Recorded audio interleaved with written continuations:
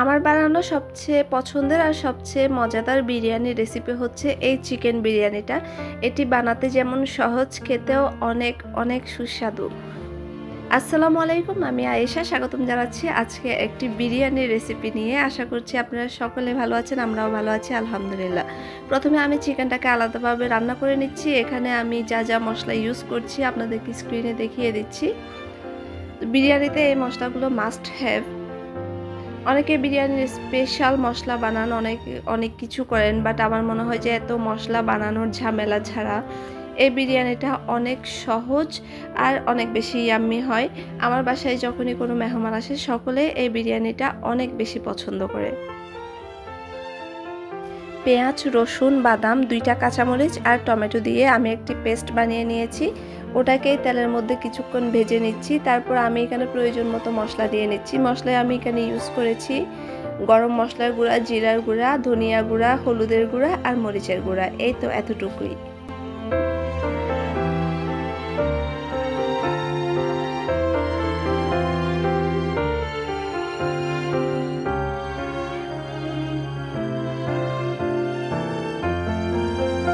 মশলাগুলোকে বেশ কিছুক্ষণ নেড়ে ছেড়ে আমি ভেজে নিয়েছি। এইবার আমি চিকেনগুলোকে দিয়ে কিছুক্ষণ ম্যারিনেট করে নেব।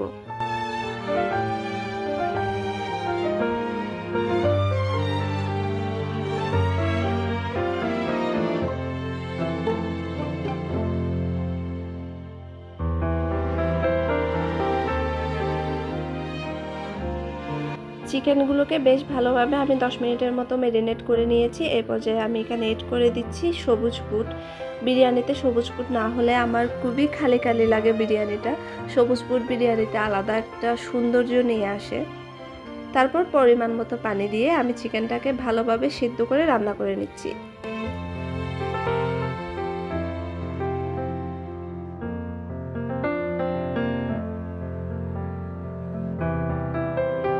চিকেনটা ভালোভাবে রান্না করা হয়ে গিয়েছে। আমি চুলাটা অফ করে দিয়েছি। এরপর চিকেনের পিসগুলো আমি এক এক করে তুলে নিচ্ছি। চিকেনের পিসগুলোকে আমি কি কারণে তুলে নিচ্ছি সেটা আপনাদের একটু পরেই দেখাচ্ছি।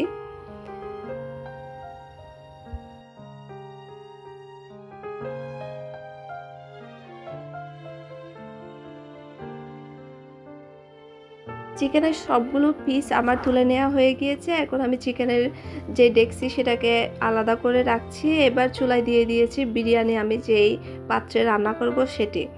এখানে আমি 4 টেবিল চামচের মতো তেল আর 4 টেবিল চামচের মতো ঘি দিয়ে নিয়েছি। ঘিটা আমার ক্যামেরায় ক্যাপচার হয়নি, আমি ভুলে গিয়েছি তখন।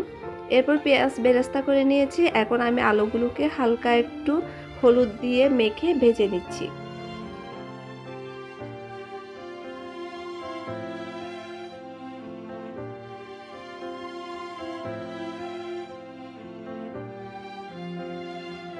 এই তো আলুগুলো ভাজা শেষ। এবার আমি এদেরকেও এক এক করে তুলে একটি প্লেটে রাখছি। তারপর আমি চিকেনের পিসগুলোকেও ভেজে নিচ্ছি।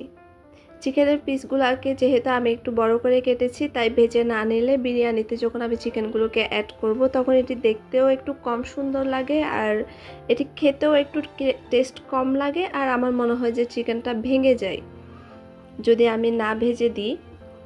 সেজন্য আমি চিকেনটাকে অবশ্যই ভেজে দিই।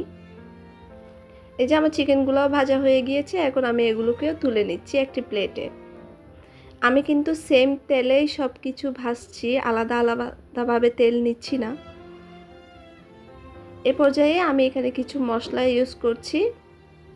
তেজপাতা, এলাচ, দারচিনি দিয়ে দিয়েছি। তারপর আমি চালগুলোকেও ঠিকভাবে ভেজে নেব। পাশে একটি বাটিতে আমি কিশমিশ ভিজিয়ে রেখেছি, বেশ কিছুক্ষণ হচ্ছে। অনেক সময় দেখা যায় বাজার থেকে কিশমিশ আনলে সেগুলোর গায়ে কিছুটা বালি থেকে যায়, কিছুক্ষণ ভিজিয়ে রাখলে বালিটা সরে যায়। চালগুলোকে বেশ ভালোভাবে আমি 10 মিনিট ভেজে নিয়ে এই পর্যায়ে অ্যাড করে দিচ্ছি 1 কাপ দুধ। তারপর আমি এখানে কিশমিশগুলো দিয়ে দিচ্ছি। এ পর্যায়ে দিয়ে দিচ্ছি আমার চিকেনের যে ঝোলটা ছিল সেটি।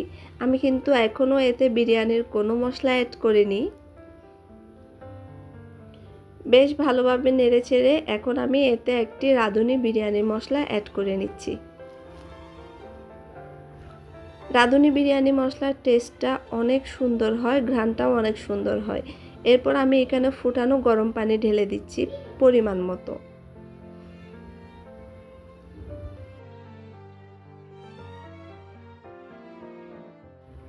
দিয়ে দিচ্ছি আলুগুলো, যেগুলো আমি ভেজে রেখেছিলাম। এ পর্যায়ে আমি এখানে দিয়ে দিচ্ছি পরিমাণ মতো লবণ আর 1 টেবিল চামচ চিনি।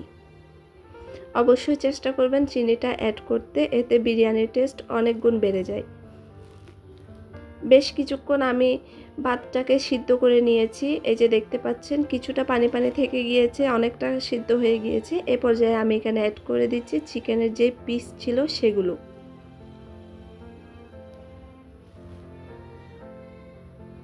চিকেনের পিসগুলোকে অ্যাড করা হয়ে গিয়েছে। এখন আমি এর উপর পেঁয়াজের যে বেরেস্তা সেগুলো দিয়ে ভালোভাবে ভাতটাকে সেদ্ধ করে নেব। এই যে আমার বিরিয়ানি রেডি হয়ে গিয়েছে, এখন সবাই মিলে খেয়ে নেওয়ার পালা। আমার আজকের রেসিপিটি যদি আপনার হেল্পফুল মনে হয় বা একটুও ভালো লেগে থাকে তাহলে প্লিজ আমাকে কমেন্টে জানাবেন আর আমার ভিডিওটি একটা লাইক দিতে ভুলবেন না। আল্লাহ হাফেজ, আসসালামু আলাইকুম।